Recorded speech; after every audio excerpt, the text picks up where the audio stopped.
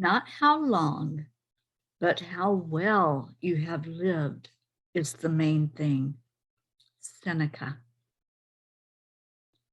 There's a popular country song that says, everybody wants to go to heaven, but nobody wants to go now. The topic of death comes up often in our conversations because there's been so much loss over the last couple of years. It makes us examine our own mortality. I was having a discussion tonight with my friend Sharon, who I am visiting with right now on the Peace on Earth tour.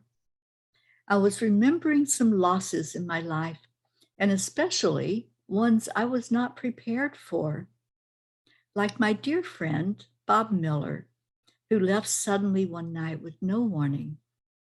I remember awakening to the news and friends reaching out to me while I was still trying to wrap my brain around him exiting this world so quickly and quietly.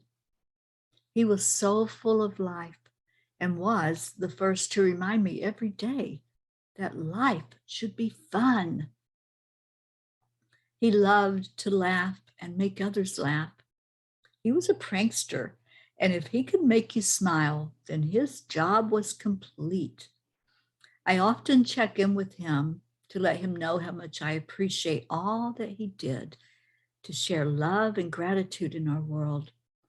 When I think of my own mortality, I can only hope that I have left a footprint half as big as Bob's. Many times I've stood at that door and knew that it could be what I have come to know as an exit point.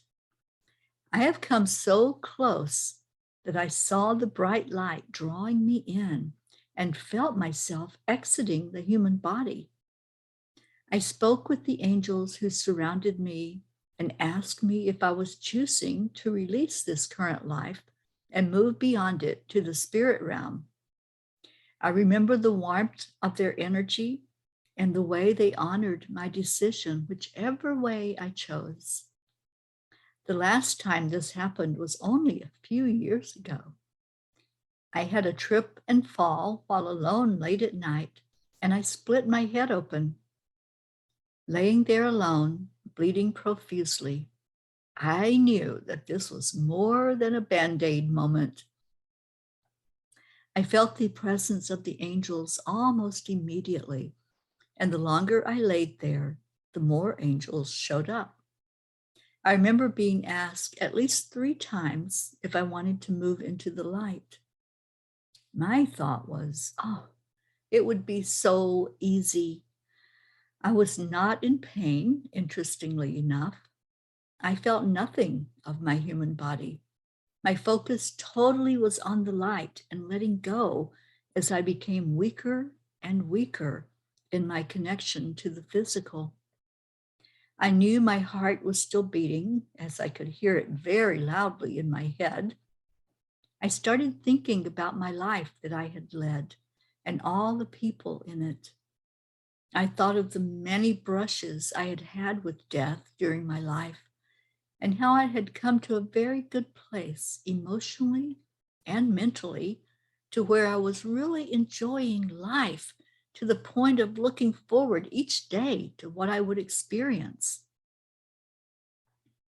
I had come to know fully what my path was and knew that I was walking down a road of service to others, holding a light that attracted those who wished to expand their understanding of spirit.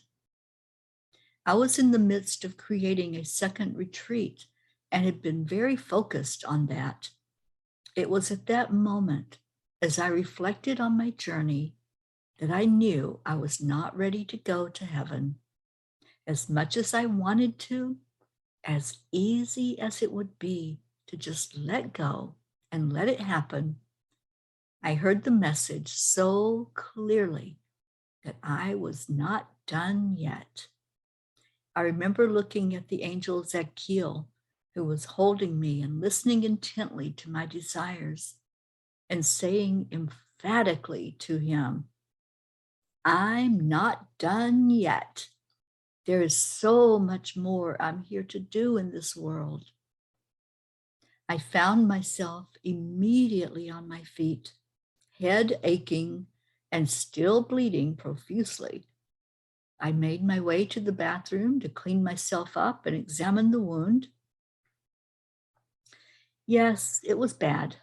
And when I arrived at the hospital, I was told that it would require staples to put my scalp back together.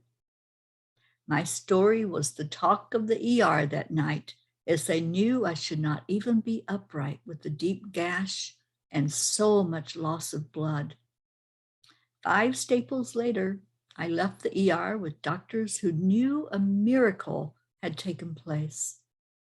When it is not your time, it's just not your time. I fully believe my experience happened for me to know with certainty that we have a divine path. I chose that night, as I choose every day since then, to follow my commitment to fulfilling my divine plan while I'm here. When my time is up, I will be grateful for the beautiful experiences and will take the love I have gathered with me to my next adventure. Dear angels, thank you for your presence with us while we go through our human experience. As we process the fact that we are here for such a short amount of time, how can we understand more fully how to stay present in the now moment and enjoy being on our path so that when our moment comes for us to release this life, we can do so easily and readily walk forward to what is waiting for us beyond this adventure. Dear ones, as you journey through your life, you always carry with you the inner knowledge of who you are and your purpose for being. Many of you tap into that early in life and begin to fulfill your mission, while others take a bit longer to wake up. It really does not matter the timing of your realization, just that you see with eyes of loving acceptance. And as you do so, you remember your magnificence. It is then that you know inside that you are returning home where you belong and that you must leave the current world experience behind. As you walk, love deeply, as that is all that is real. Help each other do the best you can until you are in your spirit form once more. Hold no energy that keeps you from your perfection, leaving judgments, criticism, and comparison behind you as you move forward.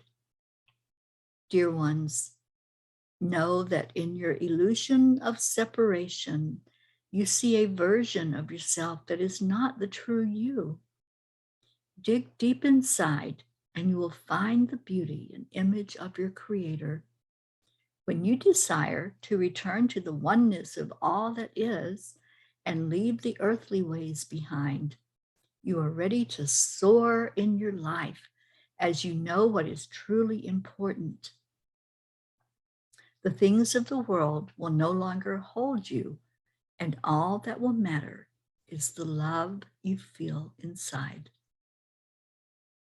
Dear angels, thank you. I am so grateful for your guidance. I love you. Namaste, y'all.